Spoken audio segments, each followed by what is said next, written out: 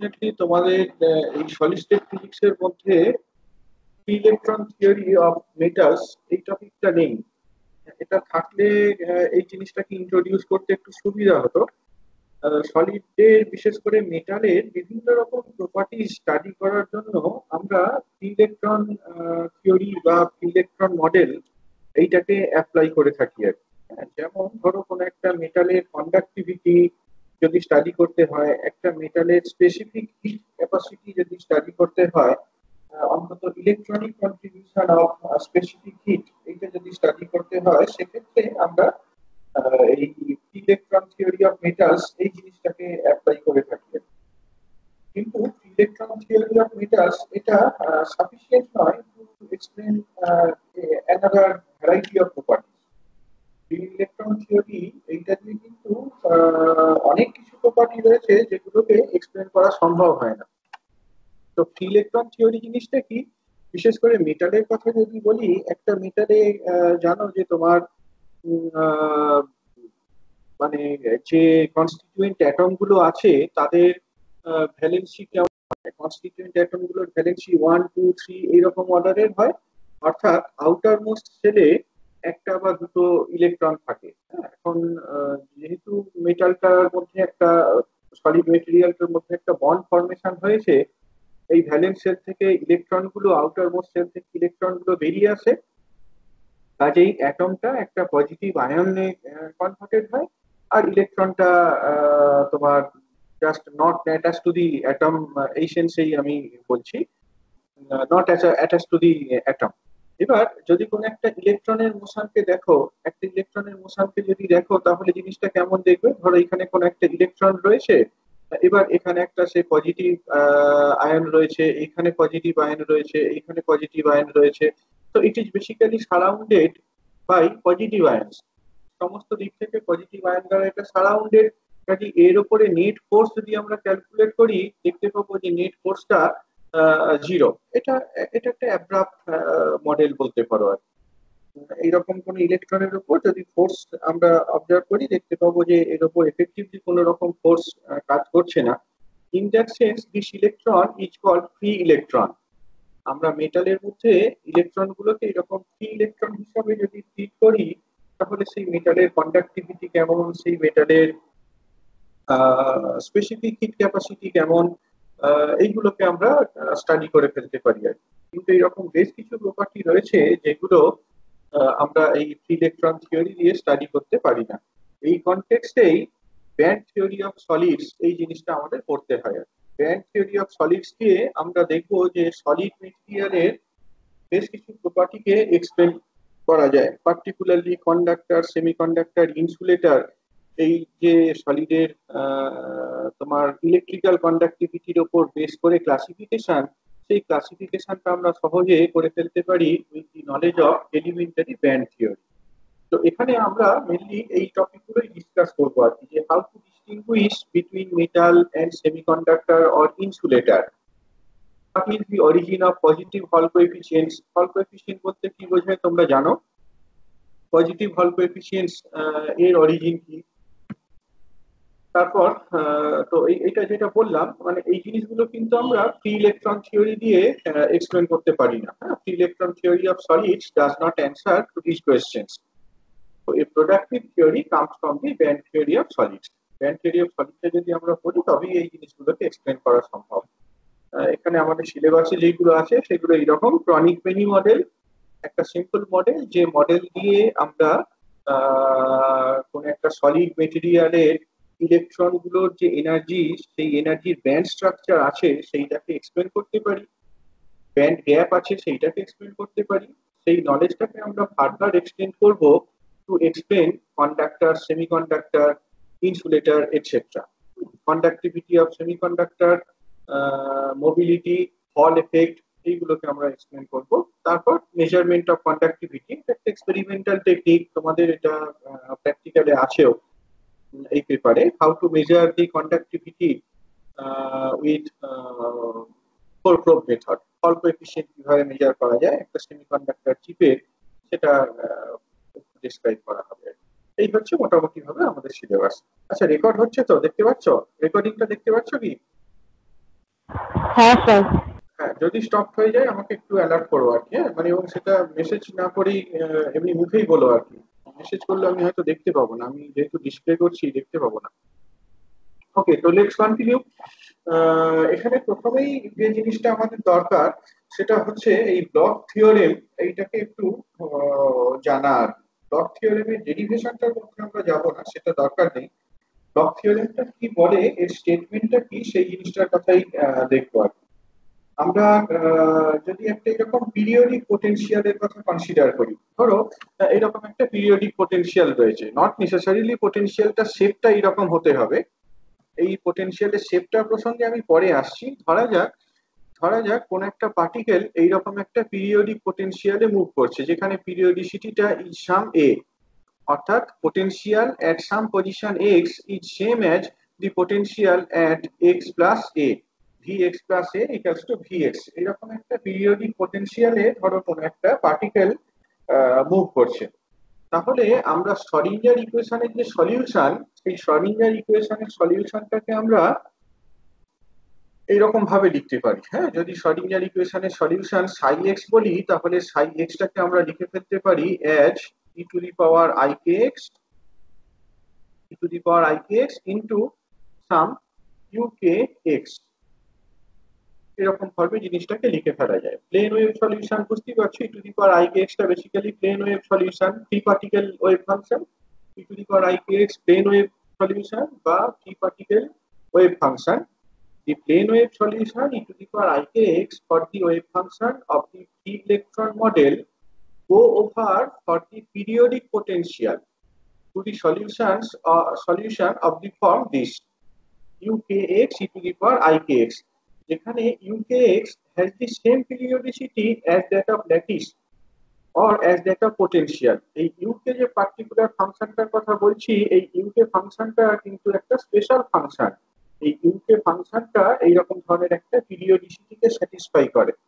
ukx যেটা লেখা হলো, এই ukx টা স্যাটিসফাইজ a relation of this kind ukx plus a is same as ukx, অর্থাৎ যে ল্যাটিসটার কথা আমরা কনসিডার করছি তার যা পিরিয়ডিসিটি a, পোটেনশিয়াল ফাংশনটার যে পিরিয়ডিসিটি a, এই ইউকে ফাংশনটার একই রকম পিরিয়ডিসিটি রয়েছে। এই সাই এক্স এই ফাংশনটাকে আমরা ব্লক ফাংশন বলে থাকি। সাই এক্স এই ফাংশনটাকে আমরা ব্লক ফাংশন বলে থাকি। ওকে, এটাই এটাই বেসিক্যালি ব্লক থিওরেম আর কি। আমি জিনিসটাকে আবার বলছি যে যদি একটা ফ্রি ইলেকট্রনের কথা কনসিডার করি, ধর একটা ল্যাটিস স্ট্রাকচার রয়েছে, সেখানে কোনো একটা ইলেকট্রন, ফ্রি ইলেকট্রন, সেটা ধরো তোমার জিরো পোটেনশিয়াল বা একটা কনস্ট্যান্ট পোটেনশিয়াল ফিল্ডের মধ্যে মুভ করছে, কোন রকম ফোর্স এক্সপেরিয়েন্স করছে না। তাহলে শ্রোডিঞ্জার ইকুয়েশন যদি আমরা লিখি একটা ফ্রি পার্টিকেল বা ফ্রি ইলেকট্রনের ক্ষেত্রে, আমরা দেখেছি যে it gives rise to a plane wave solution of the form e to the power ikx। তো একই জিনিস যদি আমরা একটা পিরিয়ডিক পটেনশিয়ালের জন্য অ্যাপ্লাই করি, এই ইলেকট্রনটা ফ্রি ইলেকট্রন না হয়ে যদি এই ইলেকট্রনটা কোনো একটা পিরিয়ডিক পটেনশিয়ালের মধ্যে মুভ করতো, তাহলে কিন্তু এই e to the power ikx এই প্লেন ওয়েভ সলিউশনটা would be modulated. E to the power ikx এই প্লেন ওয়েভ সলিউশনটা এইটা মডিউলেটেড হতো to the form by the function ukx, অর্থাৎ শ্রোডিঞ্জার ইকুয়েশনের সলিউশনটাকে আমরা এই ukx e to the power ikx এইরকম ফর্মে লিখতে পারতাম, যেখানে ukx এর একই রকম পিরিয়ডিসিটি রয়েছে as that of the lattice or as that of the potential। তো এই ফাংশনটাকে আমরা ব্লক ফাংশন বলি। সাই এক্সটাকে যদি এরকম ভাবে লেখা যায়, সাই x equals two E to the power I K x UK x, where ukx plus a equals to ukx, এই জিনিসটাকে আমরা ব্লক ফাংশন বলে থাকি। আর এই যে থিওরেম, এই জিনিসটা করা যায় তোমার যদি একটা পার্টিকেল পিরিয়ডিক পোটেনশিয়ালে মুভ করে, তাহলে তার শ্রোডিঞ্জার ইকুয়েশনের সলিউশনটা এরকম ফর্মে লেখা যায়। এই যে স্টেটমেন্টটা, এটাই basically known as block theorem. এই জিনিসটাকে আমরা ব্লক থিওরেম বলে থাকি। হ্যাঁ, এটা শুধুমাত্র স্টেটমেন্টটাই দেখে রেখো, প্রুফটাতে যদি ইন্টারেস্টেড হও সেটা যথেষ্ট বড় একটা ম্যাথমেটিক্যাল এক্সারসাইজ, চাইলে দেখতে পারো। ডেকারের বই থেকেও ফলো করতে পারো, ডেকার এটা করে দেওয়া রয়েছে, কিন্তু আমরা ওর মধ্যে যাব না। জাস্ট ব্লক ফাংশন কি, ব্লক থিওরেম কি, এই নলেজটা কাজে লাগবে, তবেই আমরা টনিক বেনি মডেলটার মধ্যে ঢুকতে পারবো। সেই জন্য এটা একটু বলে নিলাম আর কি। ঠিক আছে। ওকে, তো এবার আমরা এই ক্রনিক পেনি মডেলটার মধ্যে আসি। হ্যাঁ, প্রথমেই বলে রাখি ক্রনিক পেনি মডেলটা কিন্তু একটা ওয়ান ডাইমেনশনাল মডেল। হ্যাঁ, ক্রনিক পেনি মডেলটা অ্যাপ্লিকেবল ইন ওয়ান ডাইমেনশন, অর্থাৎ যদি ওয়ান ডাইমেনশনে কতগুলো এরকম পজিটিভ আয়ন বা ল্যাটিস পয়েন্ট থাকতো, তাহলে ইলেকট্রনের মোশনটা কেমন হতো, বা সেক্ষেত্রে ইলেকট্রনটা যে পোটেনশিয়ালটা ফেস করতো সেই পোটেনশিয়ালটা কেমন হতো, এইটাকে দেখানো হয়েছে। দেখো এই যে জেড প্লাস যেটা দেখতে পাচ্ছ সিমেট্রিক্যালি, সেইটা বেসিক্যালি তোমার এই ল্যাটিস যে পজিটিভ আয়ন সেইগুলোর পজিশনকে দেখানো হয়েছে। তুমি ধরো একটা সোডিয়াম ক্রিস্টালের কথা কনসিডার করছো, সোডিয়াম ক্রিস্টালে সোডিয়াম অ্যাটম গুলো তো এরকম অ্যাটম ফর্মে নেই, সোডিয়াম প্লাস এরকম আয়ন ফর্মে রয়েছে, Na প্লাস এরকম আয়ন ফর্মে রয়েছে। তো এই জেড প্লাস এইটা বেসিক্যালি তোমার পজিটিভ আয়ন গুলোকে রিপ্রেজেন্ট করছে, ল্যাটিস পজিশনকে রিপ্রেজেন্ট করছে। হ্যাঁ, এইগুলো হচ্ছে তোমার ওয়ান ডাইমেনশনে ধরে নাও ডিস্ট্রিবিউটেড, যেখানে যে কোনো দুটো পাশাপাশি অ্যাটমের মধ্যে আয়নের মধ্যে সেপারেশনটা হচ্ছে সাম এ। ক্লিয়ার? এবার এখানে যদি কোনো একটা ইলেকট্রনের মোশনকে দেখো, সেই ইলেকট্রনটা একটা পোটেনশিয়াল, ইলেকট্রনের একটা পোটেনশিয়াল এনার্জি থাকবে। সেই পোটেনশিয়াল এনার্জিটাকে আমরা কিভাবে লিখে ফেলতে পারি? ধরো যে কোনো একটা জায়গাতে, হ্যাঁ, সে এইটা হচ্ছে আমার এক্স ইকালস টু জিরো, এটাকে এক্স ইকালস টু জিরো বললাম। এবার এইরকম এইরকম কোন একটা জায়গাতে সে এটাকে এক্স ইকালস টু জিরো বা অন্য কিছু একটা বলতে পারো। আমি যেটা বলতে চাইছি সেটা হচ্ছে যে কোন একটা আয়ন থেকে ধরো সেপারেশনটা হচ্ছে সাম এক্স, তাহলে পোটেনশিয়ালটা কিরকম ফর্মে হবে? এই যে ডিস্টেন্সটা, এই ডিস্টেন্সটা ধরো এক্স। হ্যাঁ, যদি তুমি একদম নিয়ারেস্ট অ্যাটমটার আয়নটার কন্ট্রিবিউশন কনসিডার করো, যাই করো না কেন, পোটেনশিয়ালটা তো তোমার বেসিক্যালি 1/x এরকম ফর্মেই হবে, তাই না? পোটেনশিয়াল তো 1/x এরকম ফর্মেই হবে। ইনফ্যাক্ট এটাকে যদি একটু গুছিয়ে লেখা যেত তাহলে এরকম ভাবে লিখতে পারতাম। দাঁড়াও দেখাচ্ছি যখন। আচ্ছা, ধরে নাও এইটা হচ্ছে এক্স ইকালস টু জিরো, কেমন? এইটাই, এইটা হচ্ছে এক্স ইকালস টু জিরো। এই যে ডিস্টেন্সটা, এইটা সাম x1, আর এই ডিস্টেন্সটা হচ্ছে সাম x2। ঠিক আছে, একটা থেকে তোমার x1 দূরে রয়েছে আর আরেকটা থেকে সাম x2 ডিস্টেন্স দূরে রয়েছে। তো ন্যাচারালি পোটেনশিয়ালটাকে যদি লিখি, এইখানে যদি ইলেকট্রনটা থাকে, এই ইলেকট্রনটা যে পোটেনশিয়াল এনার্জি সেটা এই আয়নের সাথে ইন্টারাকশনের জন্য হবে, আর তার বাম দিকে যে আয়নটা রয়েছে তার সাথে ইন্টারাকশনের জন্য হবে। সুতরাং পোটেনশিয়ালটাকে আমরা এইরকম ফর্মে লিখে ফেলতে পারতাম, এই এক্সটাকে যদি বাদ দিয়ে দাও এইরকম ফর্মে লিখে ফেলতে পারতে সাম 1/x1 -1/x2। কোনটা বড় কোনটা ছোট এটার দিকে তাকানোর দরকার নেই। হ্যাঁ, এরকম ভাবে লিখে ফেলতে পারি, খুব ক্লিয়ারলি বুঝতে পারছো। x1 আর x2 যদি সমান হয় তাহলে পোটেনশিয়ালটা জিরো, x1 আর x2 যদি সমান হয় তাহলে পোটেনশিয়ালটা zero. On the other hand x1টা যদি খুব ছোট হয়, x1টা যদি খুব ছোট হয় তাহলে পোটেনশিয়ালটা কি বেসিক্যালি তোমার ইনফিনিটির দিকে, মাইনাস নেগেটিভ ইনফিনিটির দিকে অ্যাপ্রোচ করছে। একই রকম ভাবে যদি তোমার অন্য ভ্যালুটা জিরো হয় তাহলেও পোটেনশিয়ালটা এরকম হবে। অর্থাৎ দুটো পজিটিভ আয়নের মধ্যে একটা ইলেকট্রনের পোটেনশিয়াল এনার্জিকে যদি দেখাই, সেটা এইরকম ধরনের একটা শেপ নেবে আর কি। পোটেনশিয়ালটা যে এরকম ধরনের শেপ হবে এটা নিশ্চয়ই বুঝতে পেরেছো। এবার এরকম একটা পিরিয়ডিক অ্যারেঞ্জমেন্ট থাকলে পোটেনশিয়ালটাও এরকম ধরনের একটা পিরিয়ডিসিটি ফলো করবে। অর্থাৎ জিনিসটাকে আমরা এরকম ভাবে লিখে ফেলতে পারি, V of x plus A equals two V x. আবার বলছি, কোন একটা ইলেকট্রন যদি এরকম পজিটিভ ল্যাটিস আয়ন চেনের মধ্যে মুভ করে তাহলে তার পোটেনশিয়াল এনার্জিটা কেমন হবে সেটাকে আমরা এখানে দেখালাম। ঠিক আছে, এটা নিয়ে যদি কোনো প্রশ্ন থাকে বলো। একটা ইলেকট্রন যদি এইরকম ওয়ান ডাইমেনশনাল পজিটিভ আয়ন যে ল্যাটিস রয়েছে তার মধ্যে মুভ করলে পোটেনশিয়াল ফাংশনটাকে এরকম ভাবে আমরা লিখে ফেলতে পারি। ঠিক আছে, কন্টিনিউ করি নাকি? স্যার, বলো বলো। স্যার বলছিলাম ওই এক্স ওয়ান এক্স দুটো যে নিয়েছেন স্যার, বলছিলাম এক্স ওয়ানটা ধরুন স্যার জিরোর দিকে অ্যাপ্রোচ করছিল বলে মাইনাস ইনফিনিটির দিকে এগোচ্ছিল, যদি এক্স টুটা জিরোর দিকে অ্যাপ্রোচ করতো সেটা তাহলে পজিটিভ ইনফিনিটির দিকে অ্যাপ্রোচ করতো, তাই না? মানে তখন স্যার উল্টো দিকে কার্ভটা আছে, ওই জন্য বলছিলাম। এটা একটু ভেবে হ্যালো। দেখো না। হ্যাঁ হ্যাঁ হ্যাঁ, শুনছি শুনছি। এটা একটু ভেবে দেখো। মানে জিনিসটা তো খুব পরিষ্কার যে তোমার যদি এরকম হ্যাঁ। ধরো হয়, আমি হয়তো ম্যাথমেটিক্যাল ফাংশনটা দিয়ে খুব ক্লিয়ারলি প্রেজেন্ট করতে পারলাম না। এইটা ধরো তোমার কোনো একটা পজিটিভ আয়ন, এইটা ধরো কোনো একটা পজিটিভ আয়ন, এবার মাঝখানে যদি মানে এর মাঝে যদি কোথাও একটা ইলেকট্রন থাকে, তাহলে পোটেনশিয়াল এনার্জিটাকে তো এরকম ভাবেই এ করা যাবে। মানে সিমেট্রিক হবে তো পোটেনশিয়াল এনার্জিটা, এইটা নিয়ে তো কোনো ডাউট নেই। এই আয়নের দিকে গেলে যদি পোটেনশিয়ালটা নেগেটিভ ইনফিনিটির দিকে অ্যাপ্রোচ অ্যাপ্রোচ করে, তাহলে এই আয়নটার দিকে গেলেও তো পোটেনশিয়ালটা নেগেটিভ ইনফিনিটির দিকেই অ্যাপ্রোচ করবে, তাই না? ফিজিক্যালি তো হ্যাঁ, হ্যাঁ। জিনিসটা ক্লিয়ার।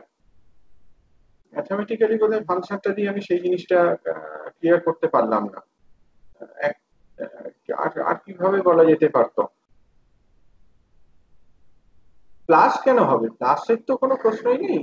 একটা পজিটিভ একটা নেগেটিভ ইলেকট্রনটা, কাজেই ওভারঅল পোটেনশিয়াল এনার্জিটা তোমার নেগেটিভই হবে।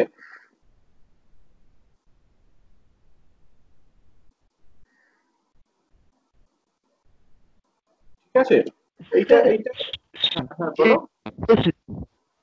বলো বলো। না স্যার, যেটি হবে। আর না হলে এইরকম ভাবেও দেখতে পারো আর কি। আহ, এটা এতটা কঠিন নয়, আমি হয়তো এখানে লিখে জিনিসটাকে খুব ভালো করে বোঝাতে পারলাম না। দেখো, তুমি একটা কাজ করো না, এইটাকে বরং এক্স ইকালস টু জিরো ধরো, আর এইটা হচ্ছে এক্স ইকালস টু ডি বলো। এবার ইন্টারমিডিয়েট কোন একটা পজিশনকে এক্স বলো, কেমন? তাহলে এর পোটেনশিয়াল এনার্জি কত হওয়া উচিত? এইখানে যদি কোনো একটা ইলেকট্রন থেকে থাকে, দেখো দেখি, যদি একটা ইলেকট্রন থেকে থাকে এখানে, তাহলে কত হবে? এই যে এইটা লেখাটা ঠিক হয়নি। দেখো, minus ZD square by 4 pi epsilon 0। প্রথম আইনটা থেকে এটা কত দূরে রয়েছে? 1/x দূরে। আর দ্বিতীয় আইনটা থেকে কত দূরে রয়েছে? d-x দূরে। নাও দিস ইজ ক্লিয়ার না? এবার ঠিক আছে, দেখো। হ্যাঁ, এবার ঠিক আছে, এবার ঠিক আছে। Now you put x equals to zero. এক্সটা যদি জিরো বসাও, তাহলে কি একটা কনস্ট্যান্ট ভ্যালু পাবে? এক্সটা যদি জিরো বসাও, একটা কনস্ট্যান্ট ভ্যালু পাবে নাকি না? এক্সটা জিরো কেন বসাবে? এক্সটা যদি d/2 বসাও, ইন- একদম যদি মাঝখানে থাকে, একদম যদি মাঝখানে থাকে, এক্সটা যদি d/2 বসাও, তাহলে দুটোরই কন্ট্রিবিউশন একই রকম হবে। এবার এক্সটা যত জিরোর দিকে যাচ্ছে, এক্সটা যত জিরোর দিকে যাচ্ছে, এই কোয়ান্টিটিটা কি তত ইনফিনিটির দিকে অ্যাপ্রোচ করছে। এই কোয়ান্টিটিটা কিন্তু তোমার 1/d ফাইনাইট, তাই না? On the other hand extra যখন ডি এর দিকে অ্যাপ্রোচ করছে, তখন এই কোয়ান্টিটিটা ইনফিনিটির দিকে যাচ্ছে, এইটা ফাইনাইট হচ্ছে। ঠিকই আছে। এইটা হচ্ছে তোমার কারেক্ট এক্সপ্রেশন। এইটা কারেক্ট এক্সপ্রেশন। তুমি পোটেনশিয়াল এনার্জিটাকে যদি দেখো, দুটো আয়নের মধ্যে একটা ইলেকট্রন আছে, সেই দুটো আয়নের মধ্যে সেপারেশনটা d/a, এখানে ছবিতে ইনফ্যাক্ট এ দেওয়া রয়েছে, তাহলে পোটেনশিয়ালটা এরকম হবে। এটাই কারেক্ট এক্সপ্রেশন, এটাই কারেক্ট এক্সপ্রেশন। আমি এই ভ্যালুটাকে জিরো বলছি না, কি আছে, দুটো দুটো আয়নের মাঝখানে ইলেকট্রনটা যখন আছে, তার পোটেনশিয়ালটাকে জিরো বলছি না, অন্য কোনো একটা ভ্যালু, অন্য একটা ভ্যালু নাও। বা যে ভ্যালুটা পাচ্ছ সেটাকেও তুমি জিরো বলতে পারো, তার রেসপেক্টে ডিফাইন করতে পারো যে কোনো একটা কনস্ট্যান্ট ভ্যালু, যে কোনো একটা কনস্ট্যান্ট পোটেনশিয়ালকে আমরা জিরো পোটেনশিয়াল দিতে পারি, তাই না? ঠিক আছে না? এবার জিনিসটা মানে ফিজিক্যালি জিনিসটা এরকমই আর কি, এবার ম্যাথমেটিক্যাল একটা ফর্মুলা দিয়ে ফিট করতে পারো। যাই হোক, টু বি প্রিসাইজ, আমরা এখানে যেটা বলতে চাইলাম যে যদি আমাদের একটা এরকম চেন অফ পজিটিভ আয়নস থাকে, তার মধ্যে কোনো একটা ইলেকট্রনের পোটেনশিয়াল এনার্জিকে যদি দেখি, তাহলে পোটেনশিয়াল এনার্জিটার এই ধরনের শেপ থাকবে, যেটা পার্টিকুলারলি আমরা বলতে চাইছি যে পোটেনশিয়াল এনার্জিটা একটা পিরিয়ডিসিটি শো করবে। পোটেনশিয়াল এনার্জিটা একটা পিরিয়ডিসিটি শো করবে। ওকে। এবার ন্যাচারালি এইরকম ধরনের একটা পোটেনশিয়াল ফাংশনের জন্য শ্রোডিঙ্গার ইকুয়েশন সলভ করাটা ভেরি ডিফিকাল্ট। প্রবলেমটা দুটো জায়গাতে। প্রথমত, পোটেনশিয়ালটা এরকম পোটেনশিয়ালটা তোমার কনস্ট্যান্ট নয়, পোটেনশিয়ালটা এক্স ডিপেন্ডেন্ট। পোটেনশিয়াল ফাংশনটার দিকে যদি তাকাও, সেটা কি এক্স এর সাথে ইনভার্সলি রিলেটেড, সেটা একটা ম্যাথমেটিক্যাল চ্যালেঞ্জ। এর পাশাপাশি আরেকটা জিনিস আমাদের মাথায় রাখতে হবে যে পোটেনশিয়ালটার পিরিয়ডিসিটি রয়েছে। এই হচ্ছে দুটো মেইন চ্যালেঞ্জ। আমরা যদি ওয়ান ডাইমেনশনে এইরকম পার্টিকুলার পোটেনশিয়াল ফাংশন নিয়ে শ্রোডিঞ্জার ইকুয়েশনটাকে সলভ করতে বসি, আমরা ইমিডিয়েট দুটো প্রবলেম ফেস করব। একটা প্রবলেম হচ্ছে এই পোটেনশিয়াল এনার্জিটা পজিশন ডিপেন্ডেন্ট, মানে ফাংশনের পোটেনশিয়াল এনার্জি ফাংশনটা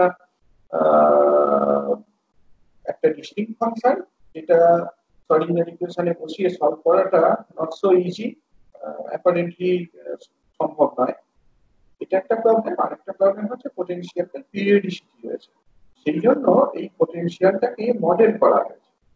পটেনশিয়ালটাকে সেই জন্য মডেল করা হয়েছে, এবং এটাই বেসিক্যালি তোমার ক্রনিক পেনি মডেল। আমরা এই পটেনশিয়ালের ইকুইভ্যালেন্ট একটা পটেনশিয়ালের কথা ভাবতে পারি। দেখো এই জায়গাটাতে যখন আসছো তখন তোমার পাশের আয়নটার কন্ট্রিবিউশন চলে আসছে। এই জায়গাটাই বলতে পারি পটেনশিয়ালটা যেন কনস্ট্যান্ট, আর এই জায়গাটার পটেনশিয়ালটা কনস্ট্যান্ট। এইরকম ধরনের একটা পটেনশিয়াল হিসাবে আমরা জিনিসটাকে নিতে পারি আর এরকম ভাবে একটা পটেনশিয়াল ফাংশনের কথা আমরা কনসিডার করতে পারি। এই পটেনশিয়ালটা কি বেসিক্যালি তোমার টনি পেনি মডেলের পটেনশিয়াল বলা হয়। এখানে সেই ছবিটা দেখতে পাচ্ছ, এখানে অনেক নোংরা হয়ে গেছে, মুছে নিই।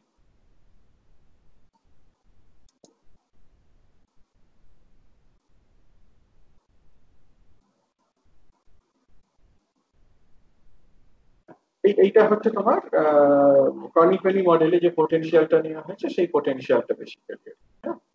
এইখানে তোমার পটেনশিয়াল হাইটটাকে দেখানো হয়েছে V0, 0 টু এ এই রিজিয়নে পটেনশিয়ালটা জিরো। এটা একটা রিজিয়ন। আর আরেকটা রিজিয়ন হচ্ছে 0 টু -B, যেখানে পটেনশিয়াল হাইটটা V0 এইটার সাথে সমান। অর্থাৎ বেসিক্যালি জিনিসটা কেমন দাঁড়াচ্ছে বলতো, একটা ইলেকট্রনকে যদি এই রিজিয়ন থেকে এই রিজিয়নে যেতে হয়, ইলেকট্রনটাকে যদি এই রিজিয়ন থেকে এই রিজিয়নে যেতে হয়, একে তো বেসিক্যালি অ্যাট্রাকশনটাকে পেরিয়ে যেতে হবে। অর্থাৎ বেসিক্যালি তোমার একটা পোটেনশিয়াল ব্যারিয়ারকে ক্রস করে যেতে হবে, একটা পোটেনশিয়াল ব্যারিয়ারের মধ্যে দিয়ে টানেল, অন্তত টানেলিং হতে হবে, টানেল করে পেরিয়ে যেতে হবে। তো এখানে এই জিরোটা basically height of the potential ব্যারিয়ারকে রিপ্রেজেন্ট করছে, যেটা এক্সটেন্ডেড ফ্রম সে 0 টু-B।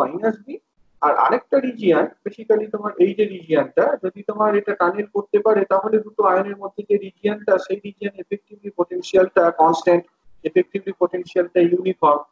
0 টু-A দিয়ে সেই রিজিয়নটাকে দেখানো হয়েছে।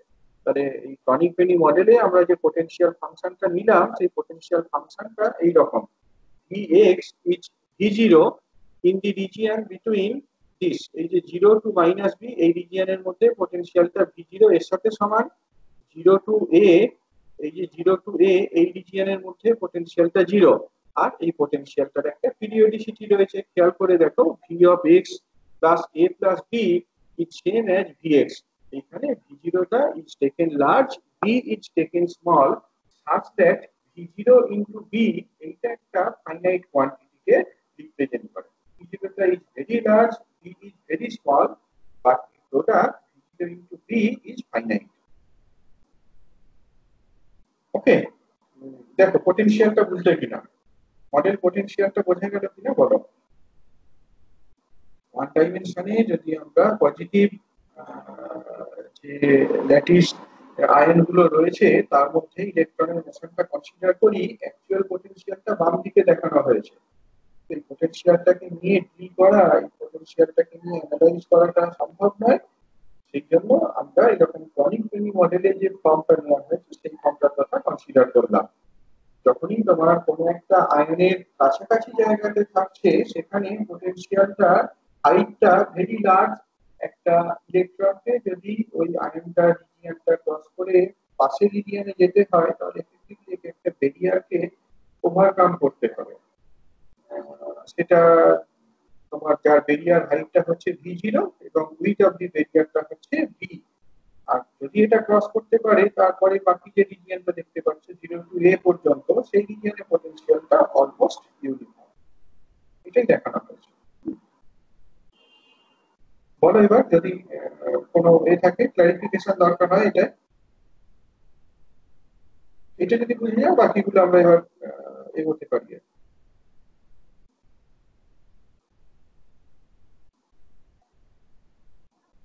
ঠিক আছে তাহলে নাকি? হ্যালো, শুনতে পাচ্ছ?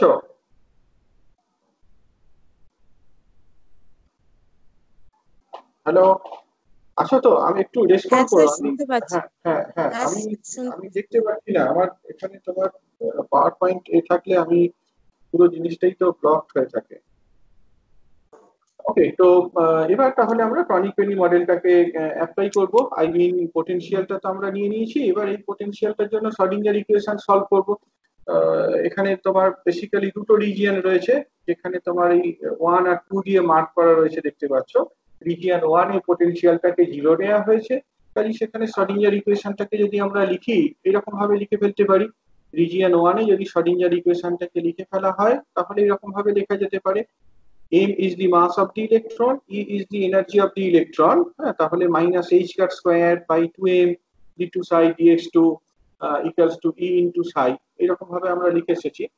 ধরে নাও রিজিয়ন 1 এ ইলেকট্রনের সাথে অ্যাসোসিয়েটেড যে ওয়েভ ফাংশন সেটা psi 1। তাহলে রিজিয়ন 1 এ শ্রোডিঙ্গার ইকুয়েশন লিখলে আমরা এরকম ফর্মে লিখতে পারি। একই রকম ভাবে রিজিয়ন 2, যে রিজিয়নে পোটেনশিয়ালটা তোমার বেসিক্যালি v0 এর সাথে সমান, সেই রিজিয়নে শ্রোডিঙ্গার ইকুয়েশনের সলিউশন যদি psi 2 হয় তাহলে ইকুয়েশনটাকে এরকম ফর্মে লেখা যায়: v2 psi 2 dx2 plus 2m by h cut square into e minus v0 psi 2 equals to 0।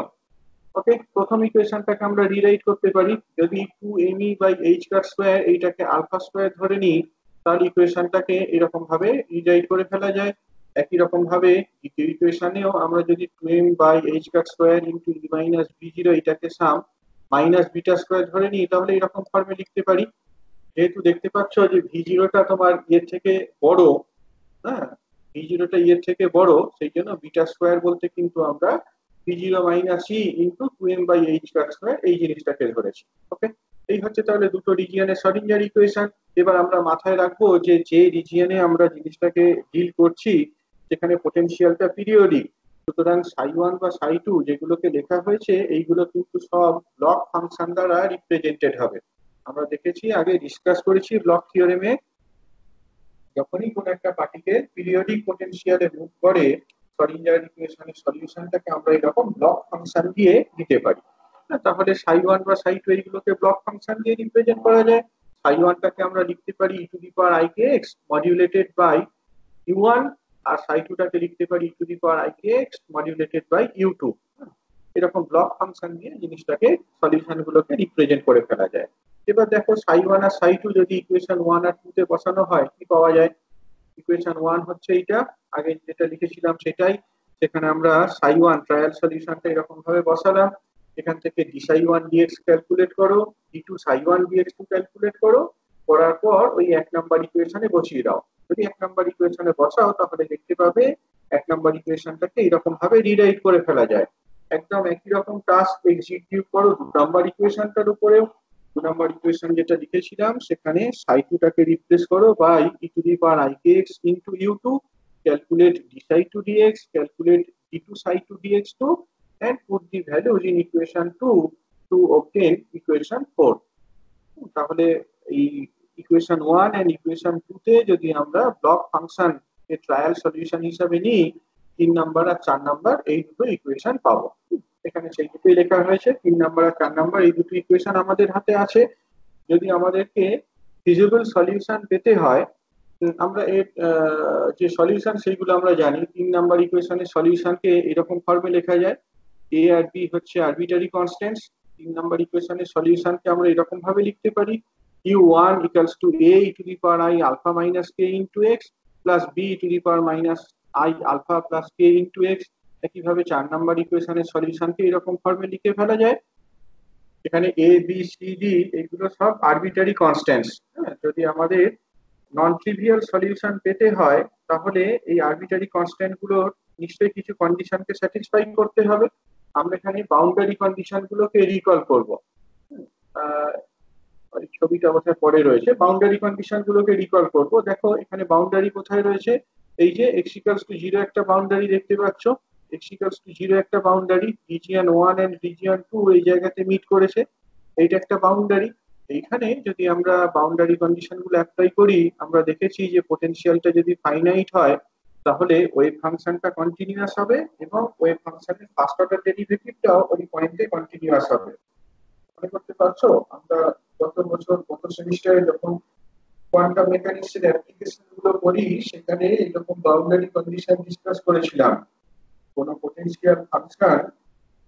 পোটেনশিয়ালটা যদি কোনো একটা পয়েন্টে কন্টিনিউয়াস হয় বা ফাইনাইট হয়, পটেনশিয়াল যদি কোনো একটা পয়েন্টে যদি ফাইনাইট হয়, কন্টিনিউয়াস নাও হতে পারে, ডিসকন্টিনিউটি থাকতেই পারে, কিন্তু সেটা যদি ফাইনাইট হয়, পটেনশিয়ালের ভ্যালুটা যদি ফাইনাইট হয়, তাহলে ওই বাউন্ডারিতে আমরা দেখতে পাবো ওই ফাংশন গুলো কন্টিনিউয়াস আর তাদের ফার্স্ট অর্ডার ডেরিভেটিভটাও কন্টিনিউয়াস।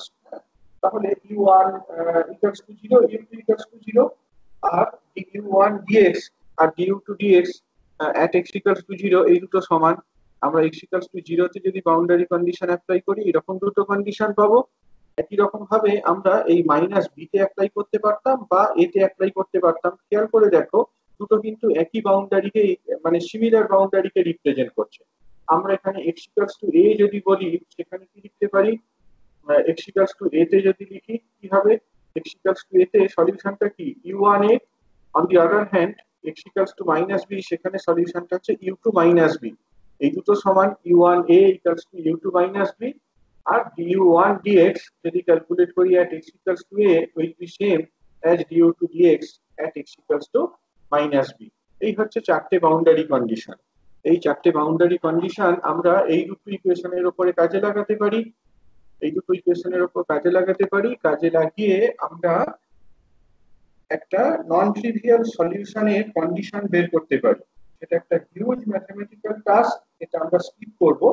যদি তোমরা ইন্টারেস্টেড থাকো, এস ও পিল্লাই এর একটা সলিড স্টেট ফিজিক্সের বই আছে, এস ও পিল্লাই এর সলিড স্টেট ফিজিক্সের বই আছে, সেই বইটা থেকে দেখতে পারো। মোটামুটি ভাবে 4 পাতা বা 5 পাতার একটা ম্যাথমেটিক্স করা আছে, ওয়ার্কলেস একটা এক্সারসাইজ, শুধুমাত্র ভ্যালু গুলোকে বসিয়ে একটা অ্যালজেব্রা করা রয়েছে, একটা পিওর একটা অ্যালজেব্রা করা রয়েছে। এছাড়া অন্য কোনো ম্যাথমেটিক্যাল ডিটেল অপারেশন করা নেই। একটা পিওর অ্যালজেব্রা যদি করি আমরা দেখতে পাবো যে for non trivial solution we must have to satisfy a condition as provided in equation 5। যদি এই এ বি সি ডি এগুলো তো আরবিটারি কনস্ট্যান্টস, হ্যাঁ, এখানে এই আরবিটারি কনস্ট্যান্ট গুলো তোমার u1 আর u2 এদের সলিউশনে অ্যাপিয়ার করেছে। যদি u1 u2 এইগুলো তোমার নন ট্রিভিয়াল সলিউশনকে রিপ্রেজেন্ট করে তাহলে ইকুয়েশন 5 এই কন্ডিশনটাকে অবশ্যই স্যাটিসফাইড হতে হবে। এটাকে আমরা ডিরাইভ করতে পারি by imposing the boundary conditions of the solutions of u1 and u2 on the form of u1 and u2। এটাই হচ্ছে তাহলে তোমার কন্ডিশনটা, যে কন্ডিশনটা নিয়ে আমরা ফার্দার প্রসিড করব। এখন ওইটাই লেখা রয়েছে, যেটা পেয়েছিলাম সেই জিনিসটা কি বেসিক্যালি লেখা আছে একটু রিকল করতে পারো। আলফা স্কোয়ার কত নেওয়া হয়েছিল, বিটা স্কোয়ার কত নেওয়া হয়েছিল। আলফা স্কোয়ারটা নিয়েছিলাম আমরা as 2me by H cut square, beta স্কোয়ারটাকে নিয়েছিলাম 2m by H cut square into v0 minus E.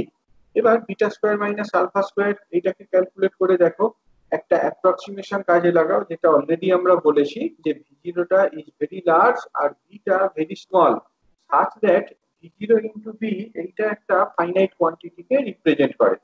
v0 is large, b is small, but v0 into b is finite।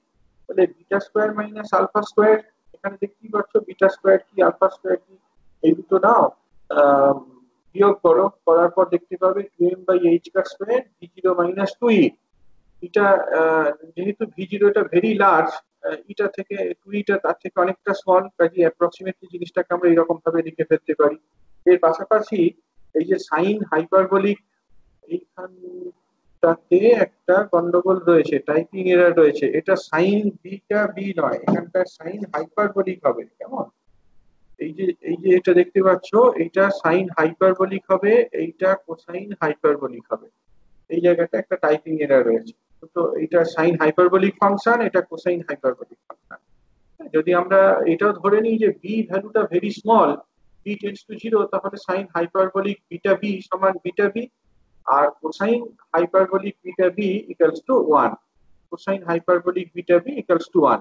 এবার এই কন্ডিশন গুলো, এই রেজাল্ট গুলোকে আমরা 5 নাম্বার ইকুয়েশনে বসাতে পারি। 5 নাম্বার ইকুয়েশনে যদি বসাই দেখো তো কি হয়। Beta square minus alpha square সমান কত বসানো হয়েছে?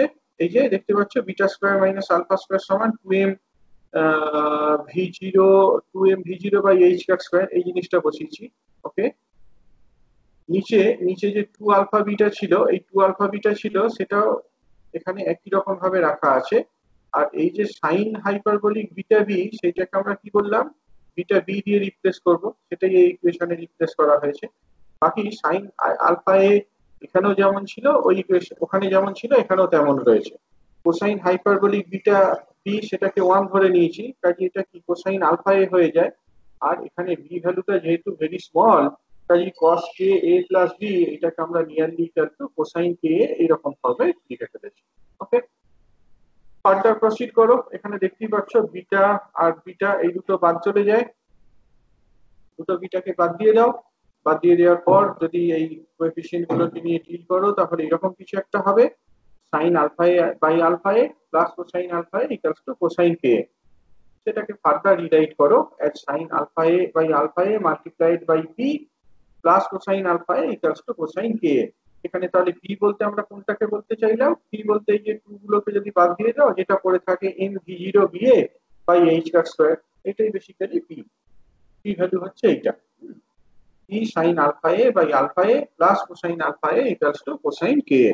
এতদূর পর্যন্ত আমরা পৌঁছলাম আর টনিক পেনি মডেল থেকে শুরু করে একটা পিরিয়ডিক পোটেনশিয়াল, সেই পিরিয়ডিক পোটেনশিয়ালটার একটা নন লিনিয়ার ফর্ম ছিল, একটা কেমন ফর্ম ছিল সেটা আমরা দেখলাম। সেই পোটেনশিয়ালটাকে আমরা এরকম rectangular potential ভেরিয়ার, periodic periodic rectangular potential ভেরিয়ার দিয়ে মডেল করলাম। তারপর দুটো রিজিয়নের শ্রোডিঞ্জার ইকুয়েশন কি হয় সেগুলো লিখলাম। শ্রোডিঞ্জার ইকুয়েশনের ট্রায়াল সলিউশনকে যে ব্লক ফাংশন দিয়ে রিপ্রেজেন্ট করা যায়, এই আইডিয়াটাকে কাজে লাগিয়েছি। সেই আইডিয়াটাকে কাজে লাগিয়ে শ্রোডিঞ্জার ইকুয়েশন গুলোকে রিরাইট করা হয়েছে। এরপর আমরা বাউন্ডারি কন্ডিশন অ্যাপ্লাই করেছি। তারপর দেখেছি যে বাউন্ডারি কন্ডিশনটাকে যদি অ্যাপ্লাই করা হয় তাহলে এই 5 নাম্বার ইকুয়েশনটা পাওয়া যায়।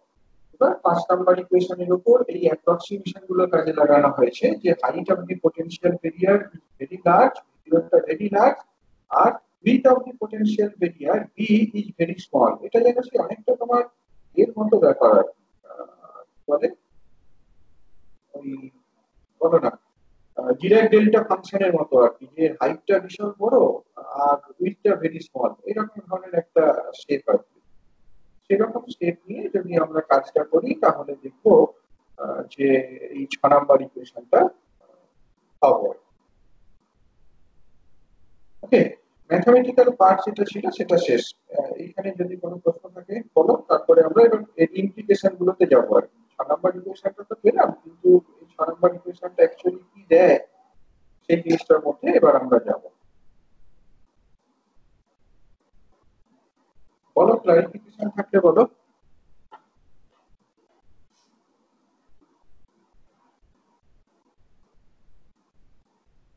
নেই কিছু? ওকে, শুনতে পাচ্ছ তো সব ঠিকঠাক নাকি? হ্যাঁ স্যার, শোনা যাচ্ছে। ওকে ওকে, চলো। তো এবার আমরা এই ইকুয়েশনটাকে প্লট করি, হ্যাঁ, এবং এর যে ইমপ্লিকেশন সেই ইমপ্লিকেশনটা কি সেটা নিয়ে একটু স্টাডি করা যাক। একটু খেয়াল করে দেখো যে ইকুয়েশনটার বাম দিক আর ডান দিক এইগুলোকে কেমন দেখতে বলো তো। বাম দিকটাতে দেখতে পাচ্ছ কি বেসিক্যালি একটা তোমার পিওর কোসাইন ফাংশন রয়েছে, কোসাইন কে, হ্যাঁ। কাজেই এই ফাংশনটার ভ্যালুটা কেমন সেটা তো আমরা জানি। কোসাইন কোসাইন যে ফাংশন, এই কোসাইন ফাংশনটার ভ্যালুটা যে তোমার limited to plus minus one, এই জিনিসটা আমরা জানি। 6 নাম্বার ইকুয়েশনের বাম দিক আর ডান দিক এই দুটোকে যদি স্টাডি করো দেখতে পাবে যে এই ইকুয়েশনের ডান দিকটাতে, ডান দিকটাতে বেসিক্যালি তোমার, জাস্ট এক মিনিট,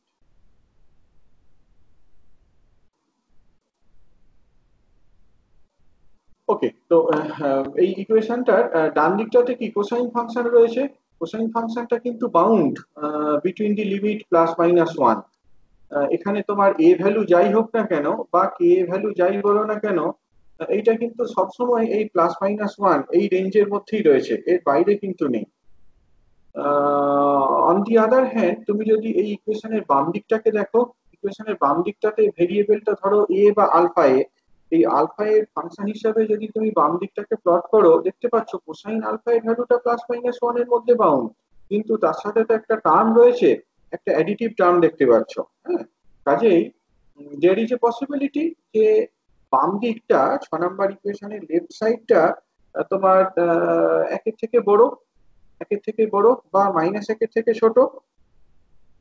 তাহলে 6 নম্বর ইকুয়েশনের যে সলিউশন, সেই সলিউশনটা কিন্তু যে কোনো আলফা এ ভ্যালুর জন্য পাবো এটা আমরা এক্সপেক্ট করব না, কতগুলো নির্দিষ্ট আলফা এ ভ্যালুর জন্যই এই ইকুয়েশনটা সলিউশনটা পাওয়া সম্ভব।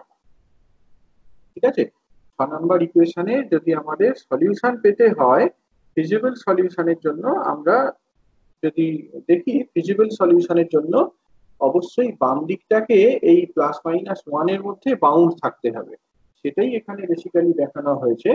আমরা এই বাম দিকটা, ইকুয়েশনের বাম দিকটাকে প্লট করেছি p sine alpha a by alpha a plus cosine alpha a, এইটাকে আমরা প্লট করেছি as a function of alpha a, alpha এর ফাংশন হিসাবে প্লট করা হয়েছে। একটু খেয়াল করতে পারছো তোমরা নিশ্চয়ই, আলফা এর ভ্যালুটা যদি জিরো হয় তাহলে এই ভ্যালুটা কত হয়, ওয়ান। আলফা এর ভ্যালুটা যদি জিরো হয় এই ভ্যালুটা ওয়ান, তাহলে বাম দিকটা কত হয়, বাম দিকটা হয় পি।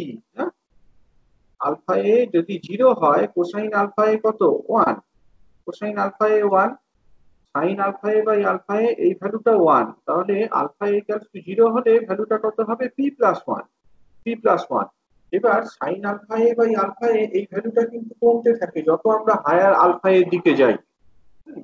এইরকম একটা নেচার তোমরা নিশ্চয়ই দেখেছো অনেকগুলো কনটেক্সটে, সেই ফুরিয়ার ট্রান্সফর্ম যখন আমরা পড়ি বক্স ফাংশনের, সেখানে আমরা দেখিয়েছিলাম সাইন এক্স বাই এক্স এই ফাংশনটা কেমন ভাবে ভ্যারি করে এক্স এর সাথে।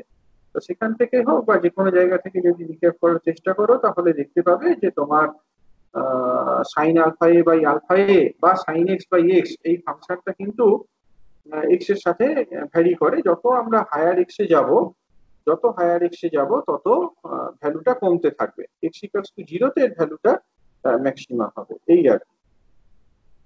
এবার যাই হোক, তুমি ফাংশনটাকে প্লট করতে পারো কোনো একটা নির্দিষ্ট পি ভ্যালুর জন্য, ধরো পি ভ্যালু তুমি টু বা থ্রি নিলে, নিয়ে এবার এটাকে জিওজেব্রা বা এগুলোতে প্লট করে দেখতে পারো, পি ইকুয়ালস টু ধরো টু বা থ্রি নিলে, নিয়ে এরকম একটা ইকুয়েশনকে প্লট করো, সে p sine x by x plus cosine x, এটাকে যদি প্লট করো তাহলে দেখতে পাবে এই যে কার্ভ লাইনটা দেওয়া রয়েছে, এরকম কার্ভ লাইনের মতো একটা প্লট আমরা পাবো, এরকম একটা প্লট তোমরা পাবে আর কি।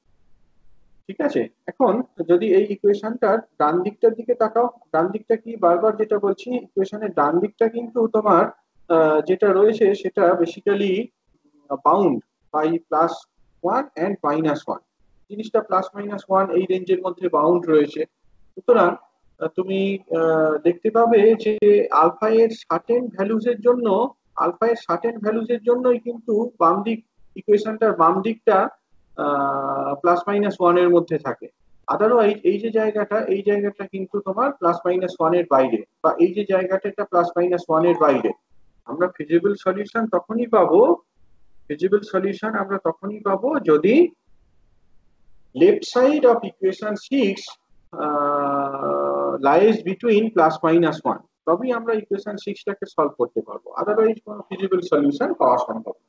এইটা অ্যাকসেপ্ট করতে পেরেছো নিশ্চয়ই। এবার সেটা দেখো এই প্লটটা থেকে খুব পরিষ্কার হচ্ছে কিনা, যত আমি এই এই যে রেঞ্জটার দিকে তাকাচ্ছি এই রেঞ্জের মধ্যে দেখতে পাচ্ছ আলফা এর এই ভ্যালুর জন্য, আলফা এর এই ভ্যালুর জন্য ইকুয়েশনটার বাম দিকটা কি হয়, ইকুয়েশনের বাম দিকটা এই রেঞ্জটার মধ্যে থাকে, এই রেঞ্জটার মধ্যে থাকে প্লাস মাইনাস ওয়ান এর মধ্যে থাকে, তাহলে আলফা এর ভ্যালুটা এই রেঞ্জের মধ্যে থাকলে 6 নম্বর ইকুয়েশনের ফিজিবল সলিউশন পেতে পারি, বা তোমার আলফা এর ভ্যালুটা যদি এই রেঞ্জের মধ্যে থাকে তাহলে আমরা ফিজিবল সলিউশন পেতে পারি। এবার তুমি আরো একটা রেঞ্জের কথা কনসিডার করো, আবার দেখতে পাচ্ছ কি আলফা এর ভ্যালুটা আবার বাড়ছে, তোমার এই বাম দিকটা, ইকুয়েশনের বাম দিকটা মাইনাস ওয়ান এর থেকে বড় হয়ে যাবে, ছোট হয়ে যাচ্ছে, আরো এক্সিড করে যাচ্ছে, বাইরে চলে যাচ্ছে। আবার যদি আলফা এটা বাড়ো আবার কি ভ্যালুটা কমছে, আবার দেখো এই প্লাস মাইনাস ওয়ান এই রেঞ্জের মধ্যে চলে আসছে। তাহলে আবার কি এখানে আমরা ফিজিবল সলিউশন পাবো। আলফা এর ভ্যালুটা যদি এইরকম রেঞ্জের মধ্যে থাকে তাহলে ইকুয়েশন 6টাকে সলভ করে আমরা ফিজিবল সলিউশন পাবো। সেটা তোমার পজিটিভ সাইডের জন্য যেমন অ্যাপ্লিকেবল, এই দিকটার জন্য অ্যাপ্লিকেবল। একই রকম ভাবে আবার দেখো এই জায়গাটা তোমার ফরবিডিং জোনে চলে যাচ্ছে। এইখান থেকে এই যে রেঞ্জটা, যখন আলফা এর ভ্যালুটা আবার এই রেঞ্জের মধ্যে আসছে তখন ইকুয়েশনটাকে আমরা সলভ করতে পারছি, করে একটা ফিজিবল সলিউশন পাচ্ছি। তাহলে এখানে এই যে শেডেড রিজিয়ন গুলোকে দেখানো হয়েছে, সেই শেডেড রিজিয়ন গুলো সেই আলফা এর ভ্যালুর রেঞ্জটাকেই ডেসক্রাইব করছে, যার জন্য ইকুয়েশন 6 এর ফিজিবল সলিউশন রয়েছে। অর্থাৎ আমরা পার্টিকেলটার যে এনার্জি তার একটা সার্টেন ভ্যালু পাবো। এইটাকে বেসিক্যালি অ্যালাউড এনার্জি ব্যান্ড বলা হয়। এই জিনিসটাকে আমরা অ্যালাউড এনার্জি ব্যান্ড বলে থাকি। যদি আলফা এর ভ্যালুটা এর থেকে বড় হয়, আলফা এর ভ্যালুটা যদি এর থেকে বড় হয় সেক্ষেত্রে কিন্তু আমরা, বড় নয় মানে যদি বাইরে থাকে তাহলে কিন্তু আমরা ইকুয়েশনটাকে সলভ করতে পারি না। আলফা এর ভ্যালুটা যদি সে এই ডোমেনটার মধ্যে থাকে, এই যে দেখতে পাচ্ছ এই ডোমেনটার মধ্যে থাকে, বা আলফা এর ভ্যালুটা যদি এই ডোমেনের মধ্যে থাকে, সেক্ষেত্রে কিন্তু আমরা 6 নম্বর ইকুয়েশনের কোনো ফিজিবল সলিউশন পাবো না। And that actually gives rise to the forbidden gap. এখান থেকে তাহলে আমরা এই অ্যালাউড গ্যাপ আর ফরবিডেন গ্যাপ এই সম্পর্কে একটা আইডিয়া পেলাম। ক্লিয়ার হয়েছে? এখানে যে কথাগুলো বললাম সেগুলো ক্লিয়ার হয়েছে?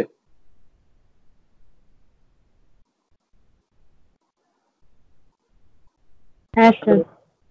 আচ্ছা, ওকে। তো এবার তাহলে আমরা জাস্ট পয়েন্ট ওয়াইজ জিনিসটাকে একটু স্টাডি করে দেখি।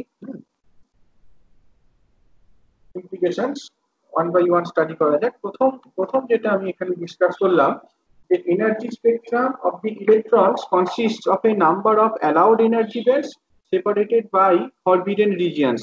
এখানে যে শেডেড রিজিয়ন গুলোকে দেখছো, সেই শেডেড রিজিয়ন গুলো corresponds to the allowed region, আর যে আনশেডেড রিজিয়নটা সেই রিজিয়নটা corresponds to the forbidden region. এখান থেকে তাহলে অ্যালাউড রিজিয়ন এবং ফরবিডেন রিজিয়ন সম্পর্কে আমরা একটা পরিষ্কার আইডিয়া পেলাম। নেক্সট পয়েন্ট হচ্ছে যে উইথ অফ দি, আরেকটা আরেকটা জিনিস এখান থেকে দেখতে পাচ্ছ না, যে অ্যালাউড রিজিয়নের উইথটা কি হচ্ছে বলো তো, গ্রাফটা দেখে বলো। অ্যালাউড রিজিয়নের উইথটা, যত আমরা হায়ার আলফা এর ভ্যালুর দিকে যাচ্ছি, গ্রাফটা থেকে কি এটা বুঝতে পারছো, যত হায়ার আলফা এর ভ্যালুর দিকে যাচ্ছি তত তোমার এটা বড় হচ্ছে। With of the allowed band এইটা ইনক্রিজ করছে আমরা যত হায়ার আলফা এ কথা কনসিডার করছি। হ্যাঁ, তাহলে এইটা একটা খুব পরিষ্কার ক্লিয়ার একটা পয়েন্ট, যে width of the allowed band increases as the alpha A increases. Okay, that is with increasing energy, যত আমরা হায়ার এনার্জিতে যাচ্ছি, আলফাটা খেয়াল করে দেখো, আলফাটা কিন্তু এনার্জির সাথে related, alpha square equals to 2me/h² square, এই জিনিসটা লিখেছিলাম। হ্যাঁ, কাজেই যত আমরা হায়ার আলফা এর দিকে যাচ্ছি তত এই অ্যালাউড ব্যান্ডের যে উইথটা, আলফা এর রেঞ্জটা, এই রেঞ্জটা বাড়তে থাকছে। এই যে জায়গাটা দেখছো এখানে আলফা এর রেঞ্জ যতটুকু, আরো হায়ার সাইডে দেখো আলফা এর এইটাই তো অ্যালাউড রেঞ্জ, এটা আরো বড়। তারপর আবার দেখো এটা আলফা এর অ্যালাউড রেঞ্জ, এটা আরো বড়, এটা আরো বড়। এরকম ভাবে যত হায়ার আলফা এর দিকে যাচ্ছি তত অ্যালাউড ব্যান্ডটা উইথটা বাড়তে থাকছে, এই রেঞ্জটা আরো বাড়তে থাকছে। Third point, width of the particular band decreases with increase in p. p ভ্যালুটাকে যদি বাড়ানো হয় তাহলে কিন্তু অ্যালাউড ব্যান্ডের উইথটা ছোট হবে। সেটা আগের গ্রাফটা থেকে বলা যায়। যদি পি ভ্যালুটা বাড়ে, খুব ক্লিয়ারলি বুঝতে পারছো এই যে হাইটটা, এই হাইটটা কি আরো বাড়বে, এই হাইটটা আরো বাড়বে, কাজে জিনিসটা আরো শার্প হবে। অ্যালাউড ব্যান্ড গুলোর যে উইথটা সেইটা আরো শার্প হবে। আমি যদি স্মলার ভ্যালু অফ একটা সার্টেন রেঞ্জে স্মলার ভ্যালু অফ পি, তার জন্য with of the allowed band দেখি, আর হায়ার ভ্যালুর জন্য যদি আমরা with of the allowed band দেখি, তাহলে দেখবো হায়ার ব্যান্ডের জন্য, হায়ার ভ্যালু অফ পি এর জন্য ব্যান্ডের যে উইথটা, অ্যালাউড ব্যান্ডের উইথটা সেটা কমতে থাকছে। তো with of the particular band, with of a particular allowed band decreases as the p value increases. So with increasing the binding energy of the electron, p ভ্যালুটা হায়ার মানে কি, p ভ্যালুটা কিভাবে বলা হয়েছে, p ভ্যালুটা হচ্ছে mg0 va, by H cut square. এটা তাহলে কি তোমার বাইন্ডিং এনার্জি V0 এইটা দ্বারা রিলেটেড। তাহলে with increase in the binding energy of the electron the width of the allowed band increases। হ্যাঁ, ইন দি এক্সট্রিম কেস, একদম এক্সট্রিম কেসের কথা যদি কনসিডার করো যেখানে পিটা ইনফিনিটি, সেক্ষেত্রে কি হবে, allowed region becomes infinitely, allowed regions become infinitely narrow, খুব ছোট হয়ে যাবে এবং এনার্জি স্পেকট্রামটা একটা লাইন স্পেকট্রামের মতো হবে। অর্থাৎ আমরা পার্টিকেল ইন এ বক্সের ক্ষেত্রে যে জিনিসটা পেয়েছিলাম সেই রকম ধরনের একটা জিনিস পাবো আর sine alpha a, sin alpha a equals to 0 equals to sin n pi, এরকম ধরনের একটা কন্ডিশনকে স্যাটিসফাই করতে হবে, তবেই মাত্র সলিউশন পাবো। যদি তোমার এটা পি ভ্যালুটা যদি ইনফিনিটি হয়, পি ভ্যালুটা যদি ইনফিনিটি হয় তাহলে বেসিক্যালি তোমার এই n পাই এই জায়গাগুলোতেই কাট করবে। আগের ছবিটা দেখো, যদি পিটা ইনফিনিটি হয় তাহলে সেই যে পাই এর জায়গাতে কাট করবে, 2 পাই জায়গাতে কাট করবে, 3 পাই জায়গাতে কাট করবে। আর এই যে উইথ গুলো সেগুলো কি ভেরি স্মল, ইনফাইনাইটলি স্মল হবে। এই জন্য এখানে কথাটাকে বলা হলো যে পি ভ্যালুটা যদি ইনফাইনাইট হয় তাহলে সেই পার্টিকুলার বক্সের যে ক্যারেক্টারিস্টিক্স যে বিহেভিয়ার আমরা পেয়েছিলাম একদম সেই রকম একটা বিহেভিয়ার পাবো। Solution will corresponds to alpha A equals to 0 or alpha a equals to n pi। Alpha equals to n pi যদি বলো, আলফার ভ্যালুটা তোমরা কত নিয়েছিলে মনে আছে? Alpha square equals to n square pi square. Alpha স্কয়ারটা কত নিয়েছিলাম? 2me by h cut square into a square. এইটাকে n স্কয়ার পাই স্কয়ার এইটার সাথে কম্পেয়ার করো, করে দেখতে পাচ্ছ যে en সমান n square pi square h cut square by 2m a square. Okay, so this recognizes as the energy levels of a particle in a constant potential box of atomic dimension. তো naturally এটা আমরা argue করতে পারি, physically যদি জিনিসটাকে argue করতে হয় কি বলতে পারি, this could be expected because for large value of p tunneling through the barrier becomes improbable। একটা রিজিয়ন থেকে আরেকটা রিজিয়নে কানেক্ট করাটা সম্ভব নয়। যদি তোমার হাইটটা খুব বড় হয়, আমরা যে পটেনশিয়াল ব্যারিয়ারটাকে দেখিয়েছিলাম এরকম ভাবে যে জিনিসটাকে দেখিয়েছিলাম, হ্যাঁ, যদি এইখানে ইলেকট্রনটা থেকে থাকে এই এই যে হাইটটা, এই হাইটটা যদি খুব লার্জ হয়, ইনফাইনাইটলি লার্জ হয়, তাহলে এই রিজিয়ন থেকে এই রিজিয়নে পেনিট্রেট করার পসিবিলিটিটা একেবারেই থাকে না। কাজেই বলতে পারি ইলেকট্রনটা যেন এই যে রিজিয়নটা, যে রিজিয়নের উইথটা এ এর সাথে সমান, সেই রিজিয়নের মধ্যে ইলেকট্রনটা কনফাইন্ড রয়েছে। This could be expected physically because for large value of p tunneling through the barriers becomes improbable। Okay, on the other hand তুমি যদি p equals to 0 এর কথা কনসিডার করতে, যদি p equals to 0 হতো, খেয়াল করে দেখো তো, যদি p equals to 0 হতো 6 নাম্বার ইকুয়েশনে, 6 নাম্বার ইকুয়েশনটা নিশ্চয়ই মনে আছে, এই যে p লিখলাম sin alpha a by alpha a plus cosine alpha a equals to cosine k। যদি তোমার p ভ্যালুটা 0 হয় তাহলে তো এই টার্মটা থাকে না, cosine alpha a equals to cosine k, alpha a equals to k। হ্যাঁ, তাহলে এখানে দেখতে পাচ্ছ যে তোমার k এর সমস্ত ভ্যালুর জন্য, আলফার ভ্যালু পাবো। কাজেই পার্টিকেলের যে এনার্জি, সেই এনার্জিটা কন্টিনিউয়াস এনার্জি হবে, অর্থাৎ পার্টিকেলটাকে আমি ফ্রি পার্টিকেল হিসাবে ট্রিট করতে পারবো। সেটাই স্বাভাবিক। পিটা জিরো হতে গেলে বুঝতে পারছো ভি0টা খুব স্মল হতে হবে। পিটা জিরো কখন হবে? যদি ভি0টা খুব স্মল হয়, ক্লোজ টু জিরো হয়, তবেই। তো ভি0টা যদি খুব স্মল হয় বা জিরো হয় তাহলে তো বেরিয়ার হাইট বলে কিছু থাকে না। Electron can freely move within the periodic lattice. ইলেকট্রনটা ফ্রিলি পিরিয়ডিক ল্যাটিসের মধ্যে মুভ করতে পারে। এটা তাহলে অনেকটা ফ্রি ইলেকট্রনের মতো। তাহলে p equals to 0 হলে we will simply have the free electron model and the energy spectrum will be continuous। এটা অনেক সময় কোয়াসি কন্টিনিউয়াস বলা হয়, আর অ্যাপারেন্টলি কন্টিনিউয়াস। তাহলে জিনিসটা এটা দাঁড়ালো যে পিটা যখন ইনফিনিটি তখন এনার্জি স্পেকট্রাম যেটা সেইটা ডিসক্রিট, পিটা যখন 0 তখন এনার্জি স্পেকট্রামটা কন্টিনিউয়াস। এবার যদি পিটাকে তাহলে আমরা 0 থেকে ইনফিনিটির দিকে যাই, পিটাকে যদি 0 থেকে ইনফিনিটির দিকে নিয়ে যাই তাহলে কি হবে? পিটাকে 0 থেকে ইনফিনিটির দিকে নিয়ে গেলে আমরা দেখতে পাবো যে width of the allowed band এইটা কি হচ্ছে, কমতে থাকছে। অ্যালাউড ব্যান্ডের যে উইথ সেইটা 0, হ্যাঁ, মানে জাস্ট তোমার ডিসক্রিট স্পেকট্রাম পাবো for p equals to infinity. V জিরোটা যদি ভেরি লার্জ হয়, বাইন্ডিং এনার্জিটা যদি ভেরি লার্জ হয়। On the other hand p জিরোটা যদি জিরো হয়, বাইন্ডিং এনার্জিটা যদি এফেক্টিভলি না থাকে, জিরোটা জিরো হলে আমরা কন্টিনিউয়াস এনার্জি লেভেল পাবো। অর্থাৎ পি ভ্যালুটাকে যত আমরা জিরো থেকে ইনফিনিটির দিকে ভ্যারি করাচ্ছি, এনার্জি স্পেকট্রামের যে উইথটা, অ্যালাউড ব্যান্ডের যে উইথটা, সেই ব্যান্ডের উইথটা গ্র্যাজুয়ালি কমতে থাকছে। সেটাকেই বেসিক্যালি এই ফিগারটার মধ্যে স্কিমেটিক্যালি বোঝানোর চেষ্টা হয়েছে। হ্যাঁ, দেখো বাম দিকটাতে বেসিক্যালি 4 পাই বাই পি এইটাকে প্লট করা হয়েছে।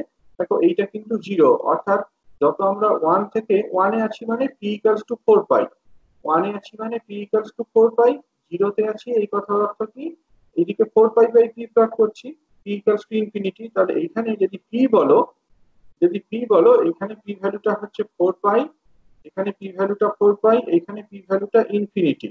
অন দি আদার হ্যান্ড বাম দিকে যেটা দেখতে পাচ্ছ সেটা কি পি/4 পাই কে প্লট করা হয়েছে। এটা জিরো মানে কি পি ভ্যালুটা জিরো, অর্থাৎ পি ভ্যালুটাকে 0, 1, 2, 4 পাই, ইনফিনিটি এরকম ভাবে যদি যাই তাহলে দেখতে পাবো উইথটা এইরকম ভাবে ভ্যারি করছে। পি ইকুয়ালস টু জিরোতে দেখো এই যে কন্টিনিউয়াস এনার্জি স্পেকট্রাম, যে কোনো ভ্যালু রয়েছে, এনার্জি যে কোনো ভ্যালু।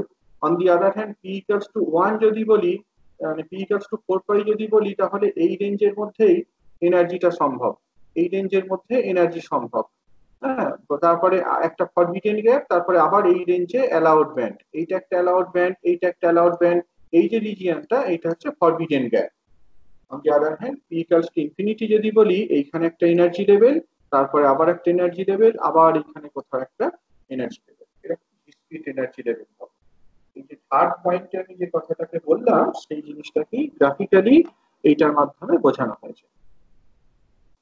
তারপর ডিসকন্টিনিউটিজ ইন দি ইকে কার্ভ, ইকে কার্ভের যে ডিসকন্টিনিউটি সেটা আমরা দেখতে পারি। আমার মনে হয় এইটা পরের দিনকে ডিসকাস করবো। এইটা পর্যন্ত ক্লিয়ার করে রাখো, এইটা যদি ক্লিয়ার হয় তবে পরের পার্টটাকে ভালো করে বোঝানো সম্ভব হবে। এইটা নিয়ে যদি কোনো প্রশ্ন থাকে বলো। স্যার এই যে কার্ভটা আছে তা একবার বলবেন? এই কার্ভটার কথা, এইটা হ্যাঁ এখানে যেটা দেখালাম, দেখো যদি আমি কি বললাম যে পি ভ্যালুটা যদি ক্লোজ টু জিরো হয়, পি ভ্যালুটা যদি ক্লোজ টু জিরো হয় তাহলে কিন্তু আমরা কোনো রকম ফরবিডেন গ্যাপ থাকবে না, তাই না, কন্টিনিউয়াস এনার্জি পাবো।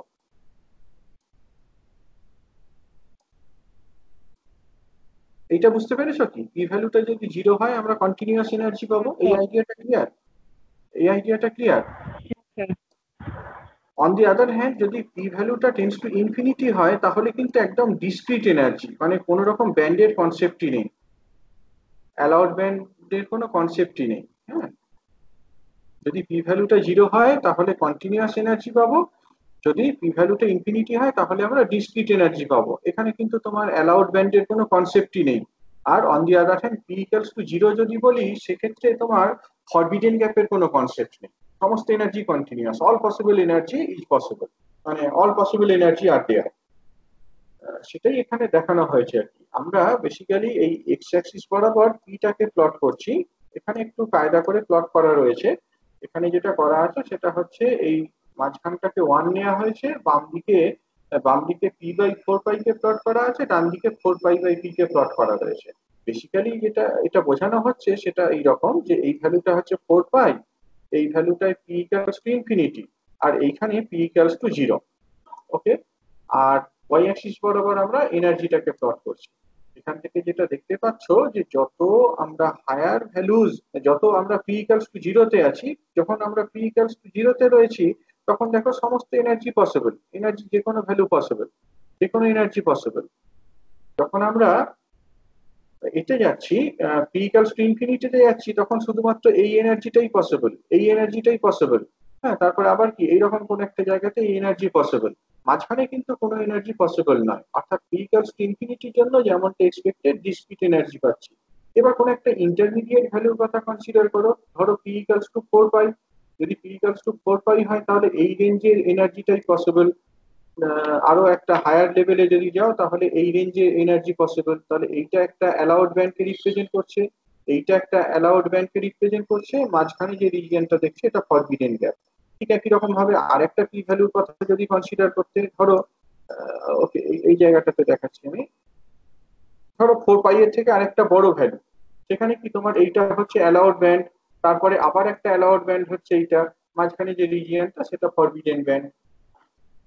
যত আমরা হায়ার ভ্যালুস অফ পিতে যাচ্ছি তত অ্যালাউড ব্যান্ডের উইথটা কমতে থাকছে, কমতে কমতে কমতে যখন আমরা ইনফিনিটিতে চলে যাচ্ছি তখন কিন্তু এই অ্যালাউড ব্যান্ডের কোনো উইথই থাকছে না, এনার্জি লেভেল গুলো ডিসক্রিট হয়ে যাচ্ছে। এটাই বললাম আর কি। হ্যাঁ, ঠিক আছে স্যার। আর আর কারো কোনো কোয়েশ্চেন?